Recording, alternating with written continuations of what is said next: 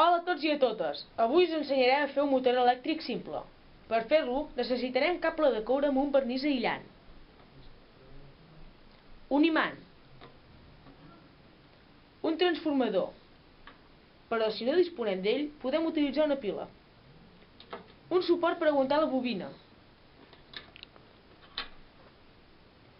i una mica de ferro per mantenir-lo dret. Ara ja disposem del material necessari per fer un motor elèctric. Ara ja només falta seguir els següents passos.